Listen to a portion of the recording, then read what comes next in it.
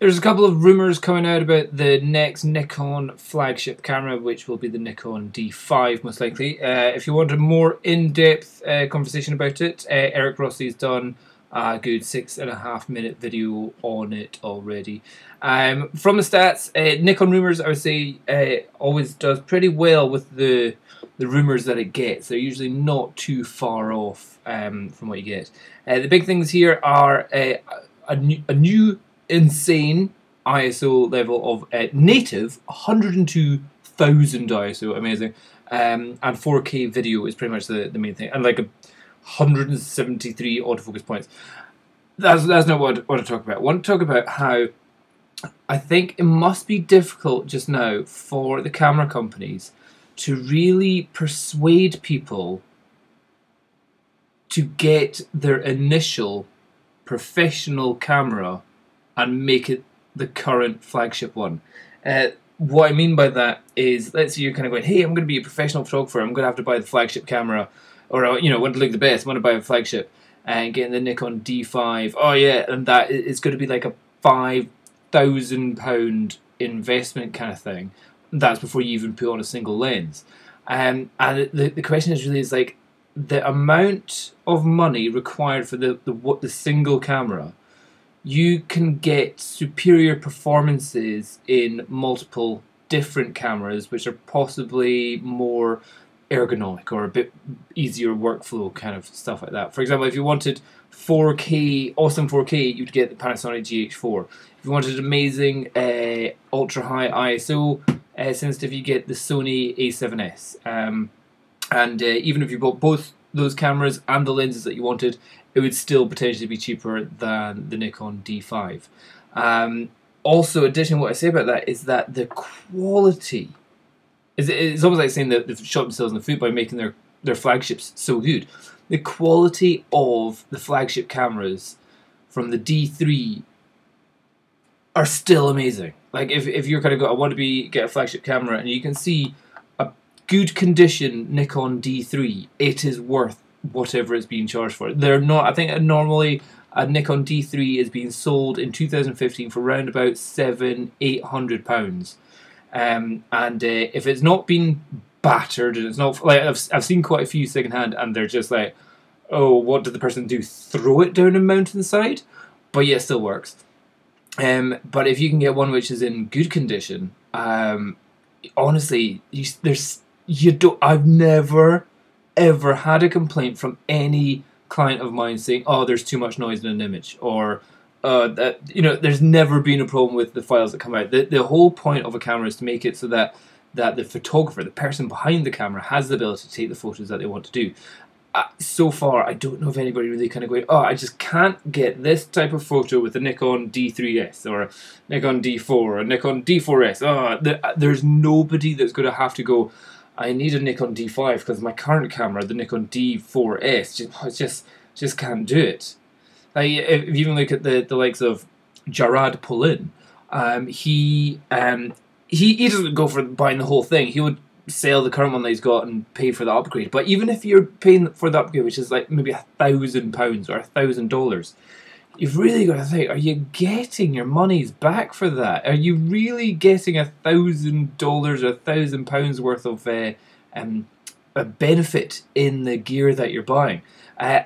Again, additionally, the thing about this 4K here is that the Nikon, the D5 or the D4, the D3 body shape is not conducive for easy filming. They're not made for doing filming stuff. If you're buying like a shoulder rig or something like that, or a jib rig or anything like that, weight is a major issue that you're always having to deal with. And the D5 being a big camera, that doesn't help in any form of filming. What you want is something small, light, and nimble. You stick on the jib.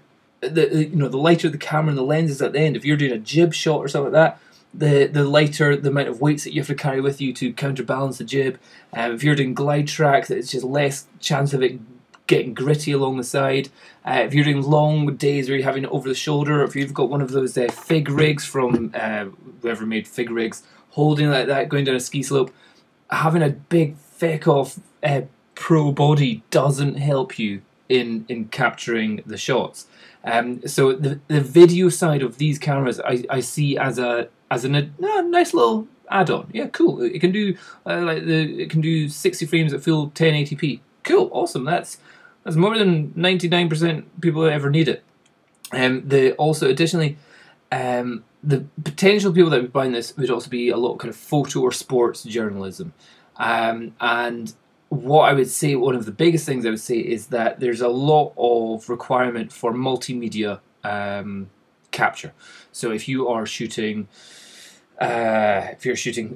Wimbledon and there's tennis players, you want to be able to capture the video and be able to get photo stills from it. So that's where I think the 4K will come more in handy for people to do frame grabs from the video files to put into publication. So you can have the video of the guy hitting the ball really well, and you can just take the 4K is effectively about an 8 megapixel image, and you can put that in the newspaper the next day.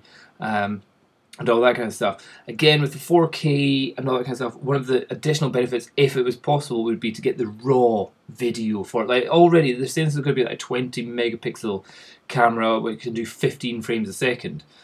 Well, if you could just squeeze it into a 4K video doing 25 frames a second, but it was raw, it's like, oh, that would, the amount that you could play with that'd be, that would be a new level of something going on there. But as I say, unless you're one of the people that your company is already paying to have the photographic gear and you're being advised to get multimedia clips of both video and photos of certain situations, there's very little requirement for this level of I really think the camera gear has peaked and now it's just adding on fluff around here. The Nikon, it was like cameras are pretty crap, then the Nikon D3 came in and I was like, holy crap, and then the Canon 5D Mark II came in and I was like, wow, that's awesome. And there's just been tiny incremental changes from there. And I just mean, if anybody's like kind of going, oh, I'm starting a business, you don't have to get a Nikon D4S to get the images. You don't need to get Nikon D4. You can go all the way back to Nikon D3 and get stunning images, the 12 megapixel fantastic shots, unbelievable ISO capability as well. So I just in the camera industry, these are their big cash cows, these big ones here, but you just kind of go, who is buying them?